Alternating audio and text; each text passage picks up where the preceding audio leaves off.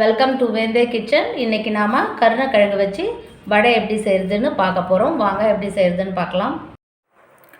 கருணக்கிழங்கு வடை செய்கிறதுக்கு முதல்ல நம்ம கருணக்கிழங்கை வந்து சின்ன சின்ன துண்டாக கட் பண்ணிவிட்டு நல்லா அலசிட்டு அது கூட உப்பு மஞ்சப்பொடி போட்டு நல்லா வேக வச்சு எடுத்து வச்சுக்கணும். எடுத்து வச்சுட்டு ஒரு கரண்டியை வச்சு நல்லா இந்த கருணக்கிழங்கெல்லாம் நல்லா மசித்து எடுத்துக்கணும். மசித்து எடுத்துட்டு அதுக்கப்புறமா தான் நம்ம வெங்காயம் பச்சை மிளகாலாம் போட்டு வடை மாதிரி சுட்டு எடுக்கலாம். இப்போ கருணக்கிழங்கெல்லாம் நல்லா மசித்து வச்சாச்சு. அந்த கருணக்கிழங்கோட அரை கப் அளவுக்கு பொட்டுக்கடலை மாவு சேர்த்துக்காங்க. பொட்டுக்கடலை மாவு சேர்த்துட்டு அது கூட 1 டேபிள் ஸ்பூன் அளவுக்கு அரிசி மாவு இது சேர்த்து சுட்டால் தான் நல்லா வடை நல்லா கிறிஸ்பியாக வரும்.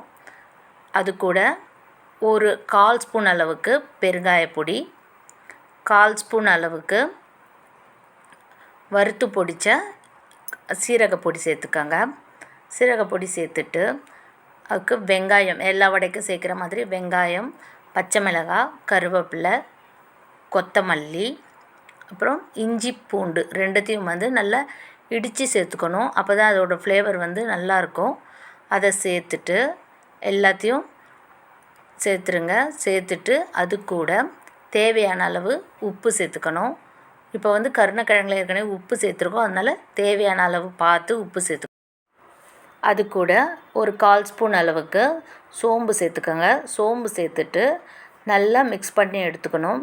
தண்ணி எதுவும் விட தேவையில்லை. அதில் கருணக்கிழங்கு வேகிறப்பவே அதுவே கொஞ்சம் அதில் தண்ணி இருக்கும். அதனால் இது வந்து நம்ம வெங்காயம், காஞ்ச மிளகாய், பச்சை மிளகாய் அதில் எல்லாம் கொஞ்சம் தண்ணி இருக்கும். அதனால் அப்படியே மிக்ஸ் பண்ணிக்கோங்க. தண்ணி தேவைன்னா விட்டுக்கலாம், தண்ணி தேவைப்படாது.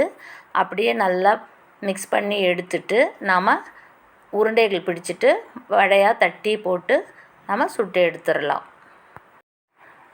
வடை மாவு கரெக்டான பதத்தில் ரெடி ஆகிடுச்சு. இப்போ வந்து இதை வந்து நமக்கு எந்த சைஸ்க்கு தேவையோ அந்த அளவுக்கு உருண்டைகளை பிடிச்சிட்டு நம்ம தட்டி நம்ம எண்ணெயில் போட்டு பொரித்து எடுத்தால் சூப்பரான கருணக்கிழங்கு வடை ரெடி ஆகிடும்.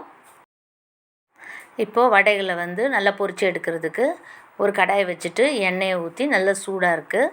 இப்போ வந்து வடைகளை வந்து இந்த உருண்டைகளை நல்லா பிடிச்சி வச்சாச்சு வடை மாவை. இப்போ அதுக்கு ஒரு பேப்பர் எடுத்தோ இல்லை ஒரு இலையிலையோ எடுத்து நாம் இப்போ எண்ணெய் தடவி வச்சுருக்கேன். அதில் வந்து அந்த உருண்டைகளை வச்சு வடையாக தட்டிட்டு நம்ம எண்ணெயில் போட்டு மிதமான சூடில் வச்சுக்கோங்க.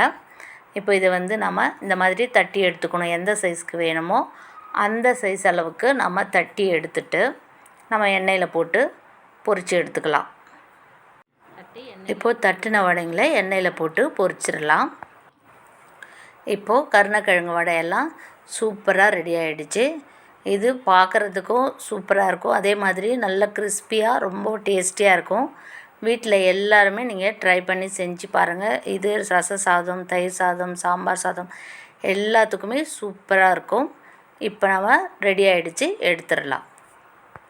வீட்டிலையே சூப்பரான கருணக்கிழங்கு வடை ரெடி ஆகிடுச்சு. இது செய்கிறதுக்கு ரொம்பவும் ஈஸி.